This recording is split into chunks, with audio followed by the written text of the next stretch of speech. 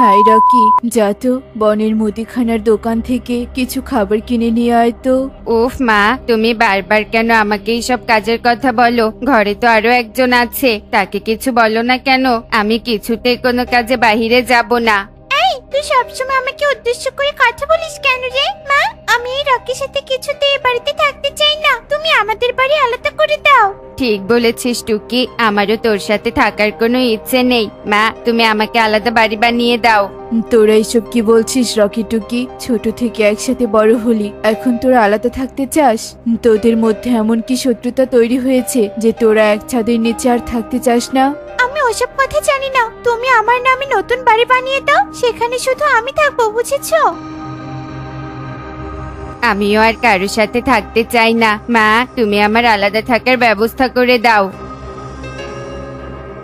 হায় দয়াল, দুই ভাই বোনের মধ্যে একে ফাটল ধরলো। আমার দুই ছেলে মেয়ে কেন আলাদা থাকার জন্য ঝগড়া করছে? না, এখন আপাতত আমি মুদিখানার দোকানে যাই, পরে ওদেরকে বোঝাবো। এই বলে টনি মুদিখানায় যাওয়ার জন্য বাড়ি থেকে বেরিয়ে পড়ে। এভাবেই সেই দিনটি কেটে যায়। বনের মধ্যে রাত নেমে আসে। মা, আমার প্রচন্ড গরম লাগছে, ঘরের ফ্যানটা চালিয়ে দাও তো। না মা, তুমি ঘরে ফ্যান চালাবে না, আমার ঠান্ডা লাগছে। বাড়ি রকি পা, যেমনি আমাকে গরম লাগছে শুনতে পেলি, তেমনি তো ঠান্ডা লেগে গেল। তুই হিংসে করে বলছিস এসব, আমি কি বুঝি না?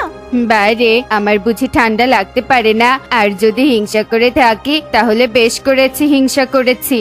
উফ, চুপ কর তো তোরা। আমার তোদের ঝগড়া শুনতে একদম ভালো লাগছে না। শোন রাকি, শোন টুকি, সবসময় মিলেমিশে থাকবি। তোরা বড় বড় বিপদ থেকে দুজন দুজনকে রক্ষা করতে পারবি তবে। মা, আমাদের একসাথে থাকলেই বরং বিপদ হবে, তার চেয়ে বরং আমাদের আলাদা আলাদা বাড়ি বানিয়ে দাও। একা একা আমরা ভালো থাকবো। তুমি যদি রোজ রোজ এমন অশান্তি না চাও, তবে আমাদের আলাদা থাকার ব্যবস্থা করো। দুই ভাই বোনের আলাদা থাকার খুব শখ, তাই না? ঠিক আছে, আমি তোদের আলাদা বাড়ি বানিয়ে দিব, কিন্তু আমার একটা কাজ করে দিতে হবে। কি কাজ? বলো বলো, আমরা আলাদা হওয়ার জন্য সব কাজ করতে পারি। রাত কেটে গিয়ে সকাল হলেই বনের দক্ষিণ দিকে যাবে তোমরা। সেই বনের দক্ষিণ দিকে একটা রঙিন পেঁপের গাছ আছে। সেই গাছ থেকে আমাকে একটা রঙিন পেঁপে এনে দিতে হবে। তোমরা দুজন একসাথে যদি গিয়ে একটা রঙিন পেঁপে আমাকে এনে দিতে পারো, তবে আমি তোমাদের দুই ভাই বোনকে আলাদা থাকার জন্য বাড়ি বানিয়ে দিব। ঠিক আছে মা, সারা জীবন আলাদা থাকার জন্য একদিন একসাথে থাকতেই পারি। রাত কেটে গিয়ে সকাল হয়ে গেলেই আমরা রঙিন পেঁপে নিতে যাব। আচ্ছা ঠিক আছে, যাও তোমরা এখন ঘুমিয়ে পড়ো। আমার বাইরে একটু কাজ আছে, আমি সেই কাজে যাচ্ছি। এই বলে টনি রাতের অন্ধকারে ঘর থেকে বেরিয়ে যায়। এরপর সকালবেলা মা, এখন আমরা তোমার রঙিন পেঁপে নেওয়ার জন্য রওনা দিব। তুমি আমাদের আলাদা বাড়ি বানানোর জন্য কাঠ সংগ্রহ করে রেখো। এই বলে রকি টুকি বেরিয়ে পড়ে। রকি টুকি যখন উড়ে উড়ে যাচ্ছিল, ঠিক তখনই হঠাৎ করে একটা মেঘখণ্ড এসে তাদের ধাক্কা দেয়। এই এই, তোরা আমাকে ধাক্কা দিলি কেন? তোদের তো সাহস কম নয় যে এই আকাশে উড়ে বেড়াস, সে আকাশের মেঘখণ্ডকে ধাক্কা দিস। মেঘকণ্ঠ, তুমি মিথ্যে কথা কেন বলছো? আমরা তোমাকে কোথায় ধাক্কা দিলাম? তুমি তো আমাদের এসে ধাক্কা দিলে। ঠিক বলেছিস টুকি। মেঘখণ্ড, এবার আমাদের রাস্তা ছাড়ো, আমাদের অনেক দূর যেতে হবে। একে তো অন্যায় করেছিস, তা স্বীকার না করে আবার আমার সাথে গলাবাজি করছিস। তোদের তো এই অন্যায়ের শাস্তি আমি দেবই দেব। অন্যায় না করে কেন শাস্তি পেতে হবে আমাদের? মেঘখণ্ড টুকির কোনো কথা না শুনেই মুখ হা করে জোরে জোরে বাতাস দিতে থাকে। সেই বাতাসের ধাক্কা সামলাতে না পেরে টুকি রকি দুজন দুদিকে ছিটকে যেতে থাকে। টুকি কষ্ট করে একটা গাছের ডাল আঁকড়ে ধরে, আর সেই গাছ থেকে একটা লতা ছিঁড়ে নিয়ে টুকি রকিকে বলে, ভাই ভাই, তাড়াতাড়ি লতাটা ধরে ফেল, নয়তো বাতাসের ধাক্কায় উড়ে যাবে। ভাই, ধরে ফেল। বোন, আর একটু লতাটা এগিয়ে দে, আমি আর বাতাসের সাথে তাল মেলাতে পারছি না। আর একটু এগিয়ে দে। এই তো ধরতে পেরেছি। লতাটা ছেড়ে দিস না টুকি, নয়তো আমি উড়ে যাব। রকির কথা শুনে টুকি লতাটা আরো জোরে চেপে ধরে। অন্যদিকে মেঘখণ্ড বাতাস দেয়া বন্ধ করে দেয় আর হাসতে হাসতে বলে, আমার এটুকু বাতাসে কাহিল হয়ে পড়েছিস? যা, তোদের ক্ষমা করে দিলাম, আমি চলে যাচ্ছি। টুকি, তোকে কি বলে যে ধন্যবাদ দিব? তুই আজ আমাকে সাহায্য না করলে বুঝি আমি কোথায় যে চলে যেতাম। তুই আমার ভাই, তোর বিপদ দেখে কি চুপ থাকতে পারি? যাই হোক, তবু আমি তোর সাথে এক বাড়িতে থাকবো না। চল রঙিন পেঁপের খোঁজে আবার যাত্রা শুরু করি। এত বাতাসের তোরে আমি ডানায় ব্যথা পেয়েছি, চল হেঁটে হেঁটে যাই, আমি উঠতে পারবো না। আচ্ছা ঠিক আছে, আমিও ডানায় খুব ব্যথা পেয়েছি। এই বলে দুই ভাই বোন বনের রাস্তা ধরে হাঁটতে থাকে। হঠাৎ একটা বাঘ তাদের সামনে এসে পড়ে। আলম, কি সুন্দর দুটো নদুস নদুস পাখি, তোদের আমি খেয়ে আমার পেট ভরাবো। আহ, আহ, আহ, আহ, আহ। তুই আমাদের কিছুতেই খেতে পারবি না, টুকি দৌড় দে, দৌড় দে। রকি টুকি দৌড়াতে থাকে, বাঘও তাদের পিছু পিছু দৌড়াতে থাকে। হঠাৎ করে রকি টুকি বাঘের তাড়া খেয়ে একটা গভীর গর্তে পড়ে যায়। হায় হায়, আমরা তো গর্তে পড়ে গেলাম। এবার এই শুনশান বনে আমাদের গর্ত থেকে কে তুলবে? ডানা ব্যথা করছে, উঠতেও তো পারছি না। বাঁচাও, কে কোথায় আছো? আমাদের বাঁচাও, আমরা এই গর্তে পড়ে গিয়েছি, উঠতে পারছি না, কে কোথায় আছো? বাঁচাও। দুই ভাই বোন যখন গর্ত থেকে এভাবে চিৎকার করছিল, ঠিক সেই সময় গর্তের পাশ দিয়ে এক শিয়াল হাতে কিছু দড়ি নিয়ে যাচ্ছিল। গর্তের মধ্যে থেকে চিৎকার শুনে শিয়াল গর্তের ভেতর উকি দেয়। তারপর রকি টুকিকে দেখতে পেয়ে বলে, হায় হায়, তোমরা এই গর্তে পড়ে গেলে কি করে? বাঘের তাড়া খেয়ে পড়েছি শিয়াল কাকু, তুমি আমাদের বাঁচাও, এই গর্ত থেকে উদ্ধার করো।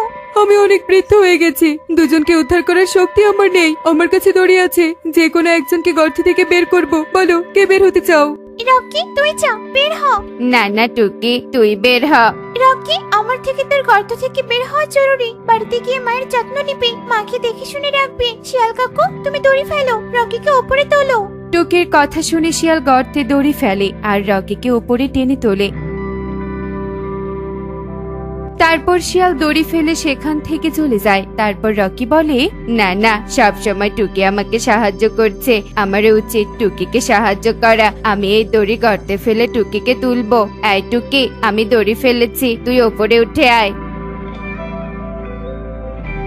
রকি তুই আমার জীবন বাঁচালি রে ভাই, তুই না থাকলে যে আমার কি হতো। অনেক ধন্যবাদ তোকে। ঠিক আছে, তুই আমাকে সাহায্য করেছিস, আমিও তোকে সাহায্য করেছি। চল এবার রঙিন পেঁপের খোঁজে চল। এরপর রকি টুকি আবারও রঙিন পেঁপের খোঁজে যায়। তারা তাদের মায়ের বলা জায়গায় গিয়ে দেখে সেখানে শুধু রঙিন পেঁপে না, কোনো পেঁপের গাছও নেই। তাই দেখে রকি টুকি একে অপরকে বলে, এ কি, এখানে তো কোনো রঙিন পেঁপের গাছ নেই, আমরা তবে এবার মায়ের কাছে কি নিয়ে যাব? ভালোই হয়েছে রঙিন পেঁপের গাছ নেই। রকি, আমার মনে হয় আমাদের একসাথে থাকাই ভালো। টুকি যখন এসব কথা বলছিল, ঠিক তখনই সেখানে টুনি চলে আসে আর বলে, তোরা দুই ভাই বোন কি এখনো বুঝিসনি একসাথে থাকার গুরুত্ব? তোরা কি এখনো বুঝিসনি বিপদে কিভাবে একে অপরের সাহায্য করতে হয়? এ কি মা, তুমি এখানে কি করে এলে? আমি কি করে এলাম সেই প্রশ্ন পরে, আগে আমার কথার জবাব দে। হ্যাঁ মা, আমি বুঝতে পেরেছি, বিপদে পড়লে আমরা দুজন দুজনকে কিভাবে সাহায্য করে বিপদ থেকে রক্ষা করব। একসাথে থাকলে কোনো শক্তি আমাদের পরাজিত করতে পারবে না। আমি বুঝতে পেরেছি, 10 লাঠি একের বোঝা। আমাদের একসাথে থাকতে হবে, একসাথে থেকে বিপদ মোকাবেলা করতে হবে। তোরা তাহলে আর আলাদা থাকার কথা বলবি না তো? দুই ভাই বোন মিলেমিশে থাকবি তো? হ্যাঁ মা, আমরা একসাথে থাকবো। যাক, আমার বুদ্ধি এবার কাজে লেগেছে। তোমার বুদ্ধি মানে? হ্যাঁ, আমার বুদ্ধি। আমি ইচ্ছে করে রঙিন পেঁপে আনতে বলেছিলাম, যা ছিল মিথ্যে কথা। রঙিন পেঁপে বলতে এই বনে কিছুই নেই। তোরা রাতে যখন ঘুমিয়ে পড়েছিলি, তখন আমার বন্ধু মেঘখণ্ড, বাঘ, শিয়ালের কাছে গিয়েছিলাম আর তাদের কাছে সাহায্য চেয়েছিলাম কিভাবে তোদের বুঝিয়ে একসাথে রাখবো। তারা তোদের ইচ্ছে করে বিপদে ফেলেছে, যাতে করে তোরা একসাথে থাকার গুরুত্ব বুঝতে পারিস। ভাগ্যিস মা, তুমি এমন বুদ্ধি করেছিলে, নয়তো আমাদের ভাই বোনের সম্পর্ক নষ্ট হয়ে যেত। চলো মা, এবার আমরা সবাই মিলে বাড়ি ফিরে যাই। হ্যাঁ চলো চলো, তোমাদের জন্য বাড়িতে আমি ভালো ভালো খাবার রান্না করে রেখেছি। এরপর 3 মা মেয়ে ছেলে বাড়িতে চলে যায় আর খুব সুখেই বসবাস করতে থাকে। এমনই সব মজার মজার শিক্ষণীয় টুনি পাখির গল্প দেখতে আমাদের সাথেই থেকো। আর গল্পটি কেমন হয়েছে তা কমেন্টে জানাতে ভুলো না কিন্তু। Bye bye.